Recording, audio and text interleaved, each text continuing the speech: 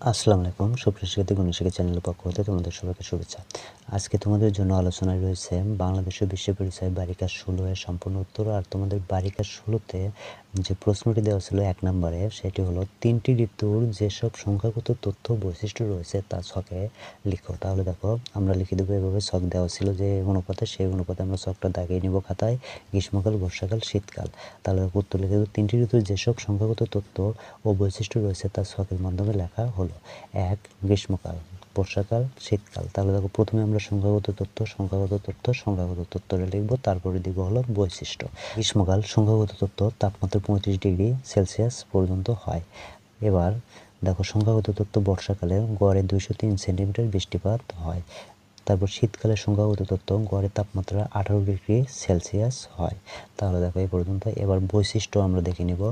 দেখো বৈশিষ্ট্য, গ্রীষ্মকালের বৈশিষ্ট্যগুলো কী কী? গ্রীষ্মকালের বৈশিষ্ট্য দেখো, 1 নম্বর জলবায়ু উষ্ণ থাকে। 2 নম্বর এপ্রিল মাসে সবচেয়ে বেশি গরম পড়ে। এপ্রিল বা মে মাসে কালবৈশাখী ঝড় হয়। আর বর্ষাকালের বৈশিষ্ট্য দেখো, মৌসুমী বায়ু প্রবাহিত হয়। 2 নম্বর প্রচুর বৃষ্টিপাত হয়। এরপর শীতকালের বৈশিষ্ট্য দেখো, নভেম্বর থেকে ফেব্রুয়ারি পর্যন্ত শীতকাল স্থায়ী হয়। 2 নম্বর দেশের উত্তর অঞ্চলে শীত বেশি পড়ে। তাহলে এভাবে তোমরা 4টি পূরণ করে দিয়ে দিবা। আর কাজে বলা ছিল ঋতুর সাথে বৈশিষ্ট্য অনুসারে মিল করে লেখো। তাহলে দেখো, উত্তর ঋতুর সাথে তাদের বৈশিষ্ট্যগুলো মিল করে লেখা হলো। দেখো, গ্রীষ্মকালে তার বৈশিষ্ট্য কালবৈশাখী এবং গরম। বর্ষাকালের বৈশিষ্ট্য মৌসুমী বায়ু এবং শীতকালের বৈশিষ্ট্য হলো ঠান্ডা। এরপর তোমাদের 3 নম্বরে যে প্রশ্নটি দেওয়া ছিল, সেই প্রশ্নটি হলো গ্রীষ্ম, বর্ষা, শরৎ ঋতুগুলোর অন্তর্ভুক্ত মাসের নাম লেখো এবং উপরোক্ত 3টি ঋতুর মধ্য থেকে যে কোনো একটি ঋতুর ছবি এঁকে দেখাও।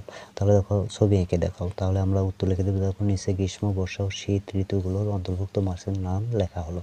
তাহলে গ্রীষ্ম মাসের নাম, অন্তর্ভুক্ত মাসের নাম দেখো, গ্রীষ্ম ঋতুতে যে মাসগুলো থাকে, কোন কোন মাসে গ্রীষ্ম ঋতু হয় সেই মাসগুলোর নাম দেখো। 1 মার্চ, 2 এপ্রিল, 3 মে। বর্ষাকাল অন্তর্ভুক্ত মাসের নাম, বর্ষাকালে অন্তর্ভুক্ত মাসের নামগুলো হলো জুন, জুলাই, আগস্ট। এই 3 মাস মিলে বর্ষাকাল। তারপর দেখো, শীতকাল অন্তর্ভুক্ত মাসের নাম নভেম্বর, ডিসেম্বর, জানুয়ারি, ফেব্রুয়ারি। এই 4 মাসে কি থাকে? শীতকাল থাকে। তাহলে দেখো, উপরোক্ত এবার আমরা কি লিখে দেব? উপরোক্ত 3টি ঋতুর মধ্য থেকে তুমি বর্ষা দিলে এখানে বর্ষা লিখবা, শীতকাল দিলে শীতকাল লিখবা, গ্রীষ্ম দিলে গ্রীষ্ম লিখবা। লিখে এটা দেখবে যে উপরোক্ত 3টি ঋতুর মধ্য থেকে গ্রীষ্ম ঋতুর ছবি এঁকে নিচে দেওয়া হলো। এই ছবিটা তোমরা কি করবে? এখানে এখন একটা ছবি এঁকে দিবে তোমরা, বর্ষাকালের অথবা শীতকালের অথবা গ্রীষ্মকালের। তাহলে এই ছবিটা তোমরা কোথায় পাবে? তোমাদের পাঠ্য বই থেকে দেখে নিবা। গ্রীষ্মকালের চিত্র দেওয়া আছে অথবা বর্ষাকাল বা শীতকালের চিত্র দেওয়া আছে, সেখান থেকে দেখে নিয়ে তোমরা চিত্রটি এঁকে দিবা। তাহলে তোমাদের অ্যান্সারটি সঠিক হয়ে যাবে। আর এই পর্যন্ত তোমাদের আজকে বারিকাতে সম্পূর্ণ উত্তর। আর উত্তরটি ভালো লেগে থাকলে অবশ্যই চ্যানেলটি সাবস্ক্রাইব করে নেবে এবং বন্ধুদের মাঝে শেয়ার করে দেবে। ধন্যবাদ। আসসালামু আলাইকুম।